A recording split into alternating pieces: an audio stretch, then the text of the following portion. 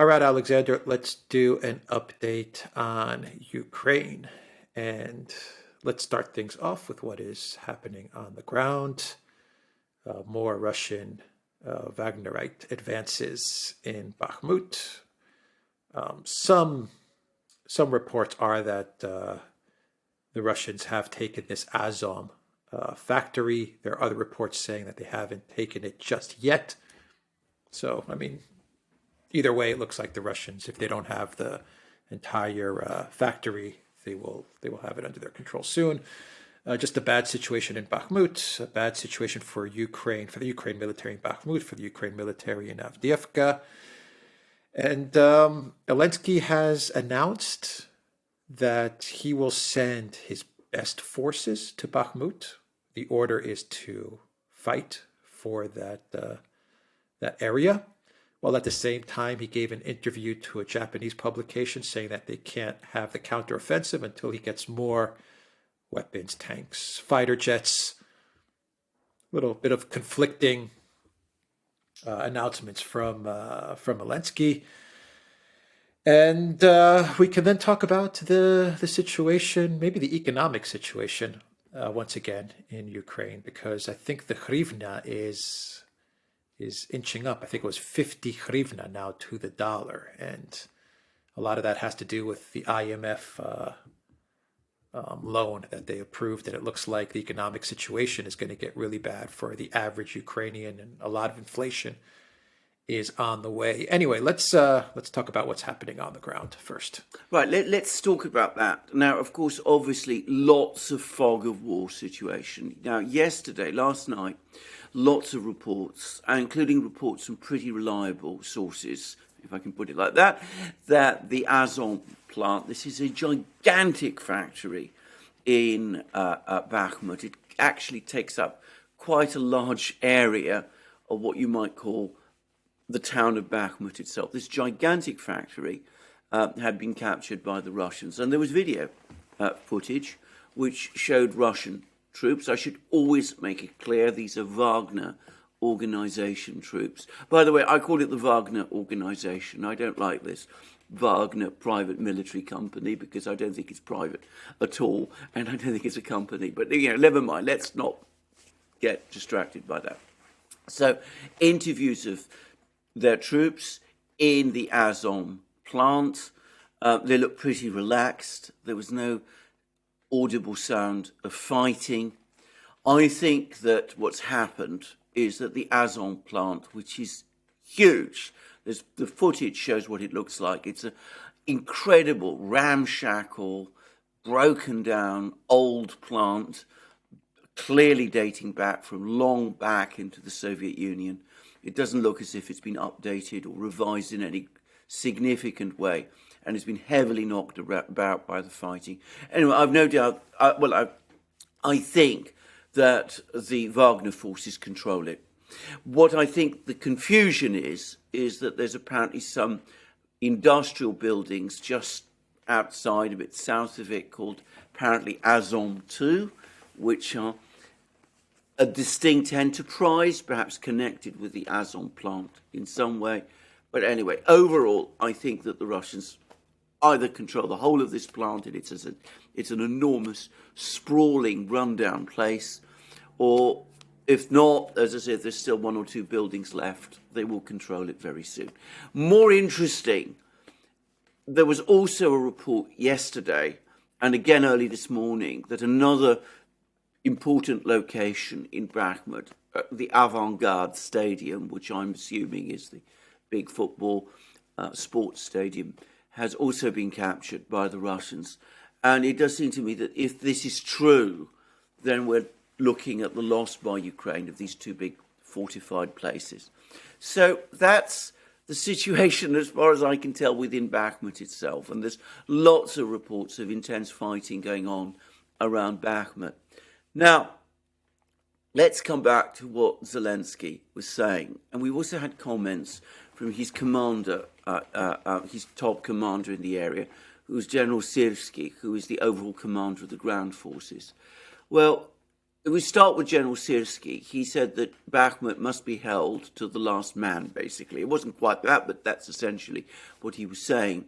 Now, he spoke in a way that sounded to me as if the Ukrainians are now heavily on the defensive again. In other words, it's beginning to seem to me as if this idea of a Ukrainian counterattack in and around Bakhmut has faded.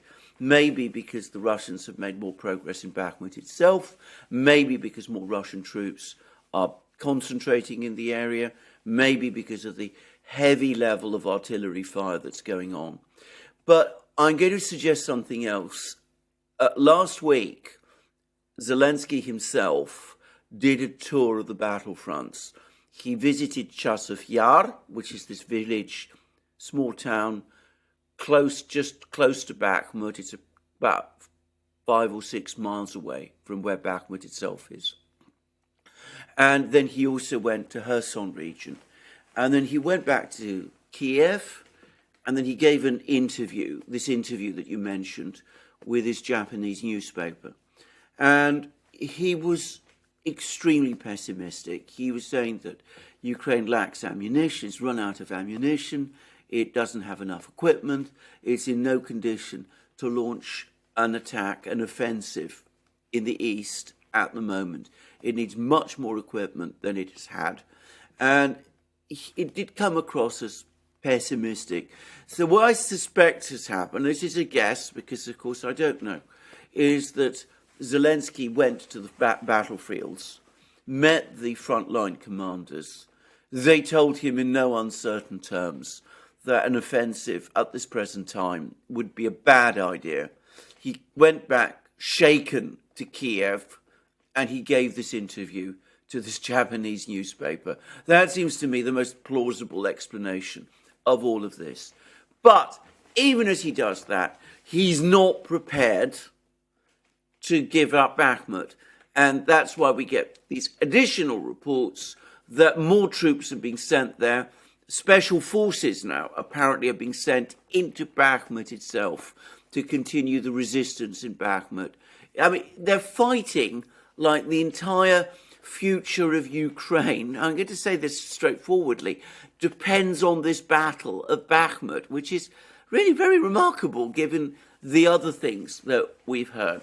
And I'm going to say something else. I think that what Zelensky says to a Japanese newspaper after he comes back from the battlefronts cannot be assumed to be what he will do in the long term, because even as the situation in eastern Ukraine is clearly very grim, even as his battlefield commanders are probably telling him that an offensive anywhere on the battlefronts at this time is an extremely bad idea, one gets the sense that the political pressure on him from the West and from some hardliners within his own government is increasing all the time, and they want this offensive launched.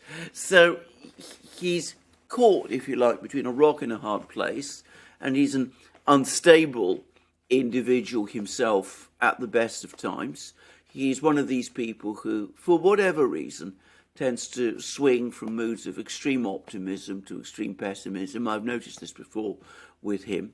And as I said, he's been to the battlefields, he's been told things are really bad. He gives this grim perspective to a Japanese newspaper, and tomorrow, for whatever reason, whether it's because he's taking things, whether because he's been talking to other people, we will see a completely different Zelensky, full of optimism, full of buoyancy. We're going to retake all these places. We're going to fight to the last man in Bakhmut, obviously, but we're going to recapture all the lost ground, and we're going to impose regime change upon Russia. So you mustn't place too much reliance on what Zelensky says.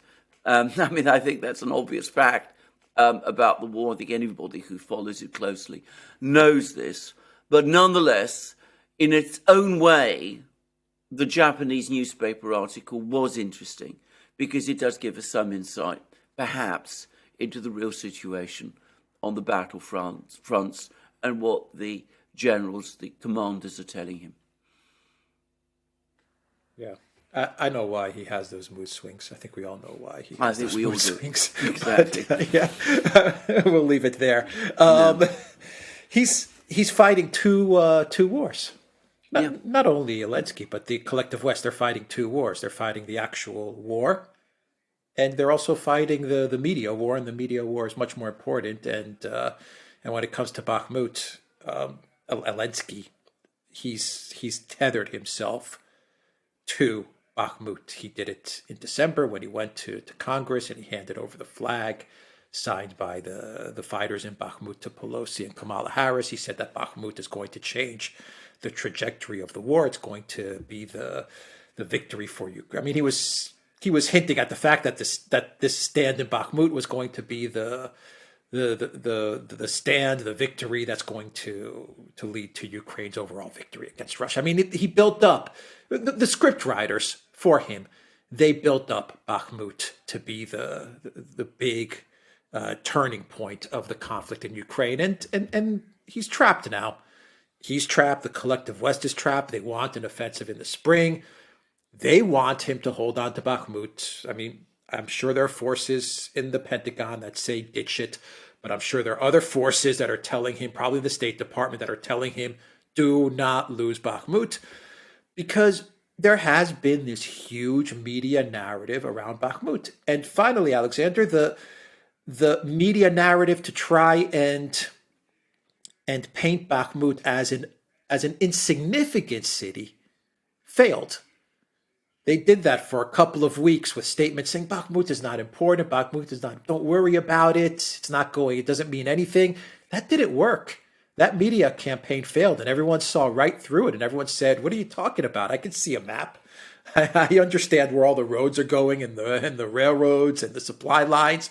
What are you saying? This is not a significant city. So, I mean, they tried some tricks to maybe find a way to give Zelensky a type of exit out of this media trap with Bakhmut.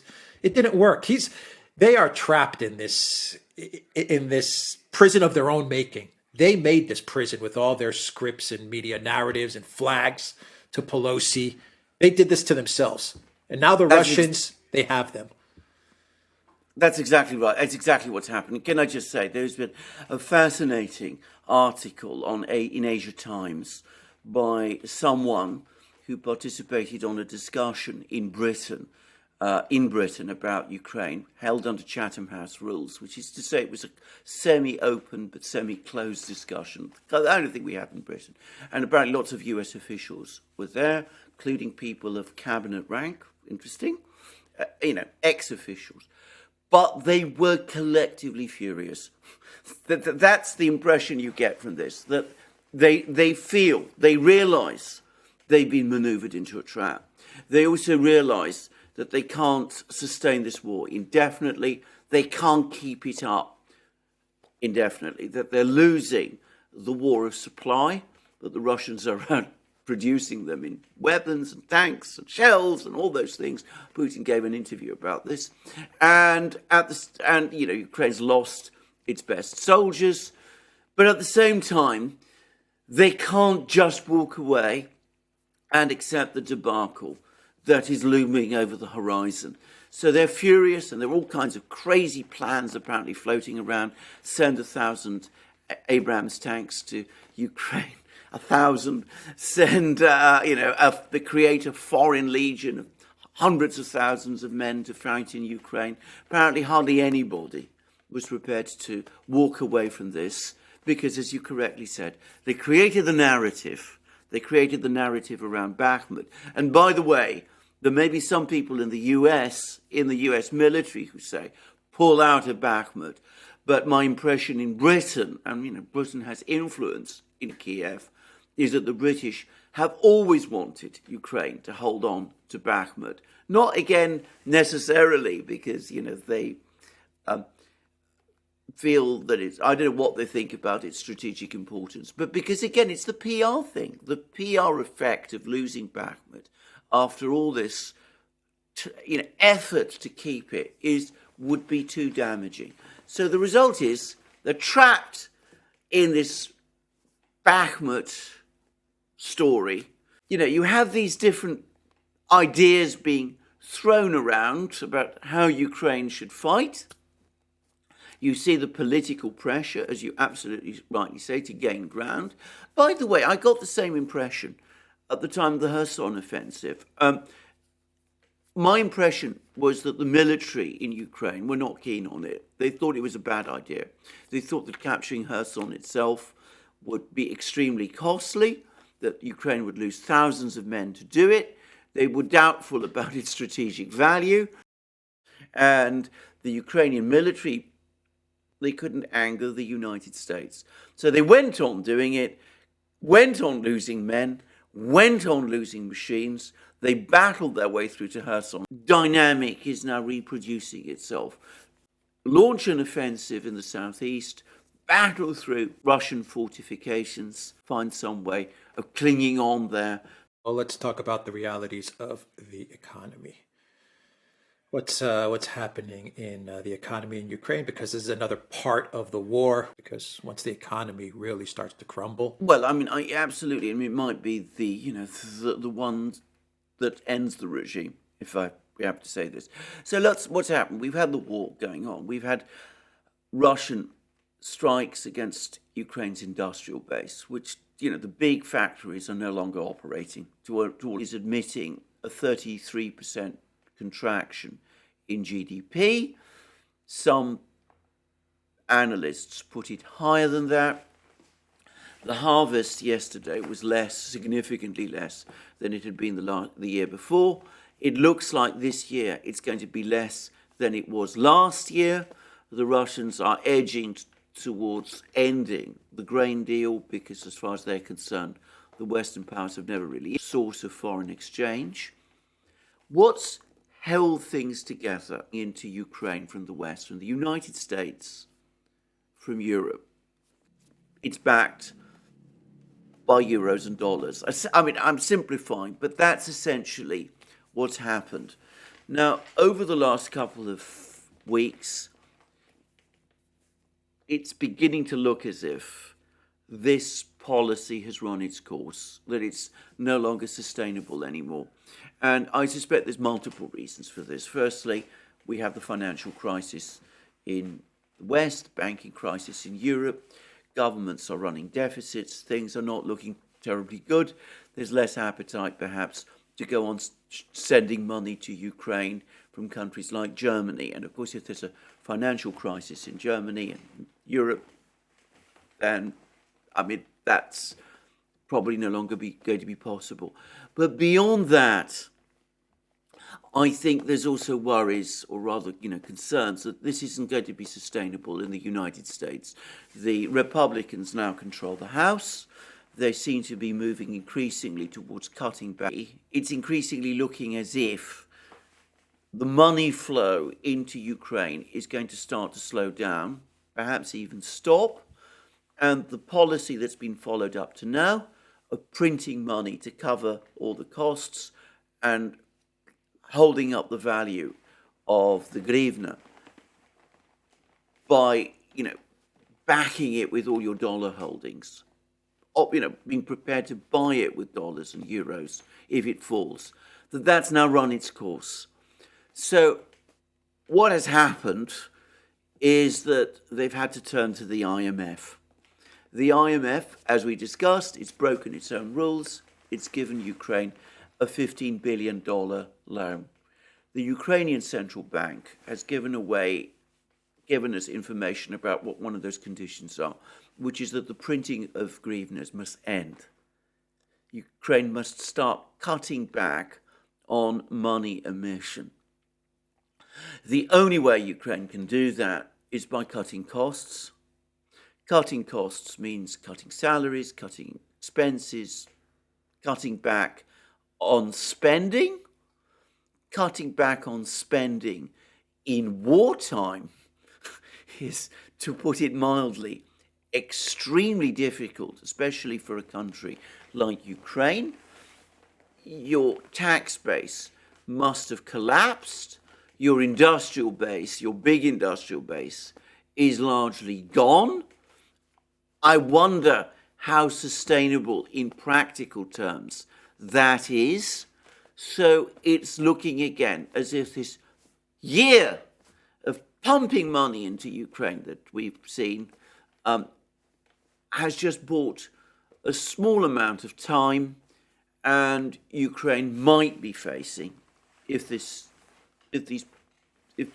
sticks with the West, if the Republicans really do their job in Congress, if the Europeans really do lose their enthusiasm for all of this, it looks as if instead of solving the problem, ultimately it might even have made it worse, because it would have postponed the outcome, but the consequences of postponing the outcome, postponing the economic crisis, will have been just to make that crisis worse. Yeah, that's why they need this miracle spring counteroffensive. It's like the Czech Republic president said, this is their last chance.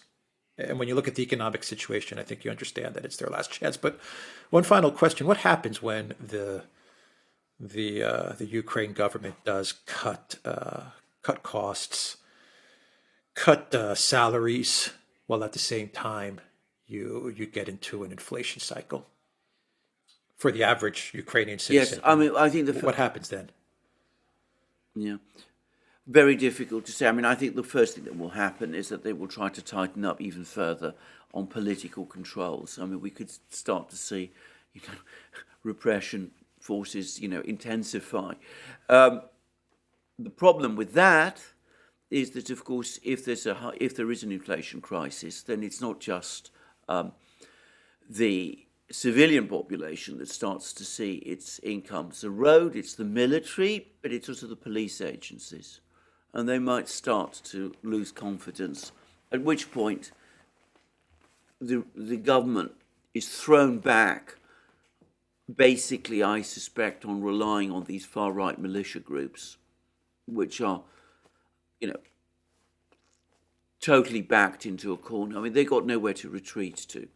And that could turn extremely ugly. And they might even start insisting on an even further radicalization of the government, perhaps a radicalization beyond the point where even the population will find it impossible to accept. Who knows? So, I don't want to go too far, but a hyperinflationary crisis, if it hits, or even an inflationary crisis, if it hits, could very easily undermine both the faith of the population, but also the ability to sustain the war. I mean, there have been many examples of this. This is what happened. One of the reasons why the South collapsed in the American Civil War. There were military defeats, there was attrition on the war, but there was also a growing inflationary crisis within the southern states, which sapped morale and created a pervasive sense of failure. You can't maintain normality, or at least the appearance of some kind of normality. People begin to lose confidence. All right, we will end it there. The Duran.locals.com. We are on Rockfin and Rumble, ODYSEE, BitChute, and Telegram. And go to the Duran shop, 10% off. Use the code. Good day. Take care.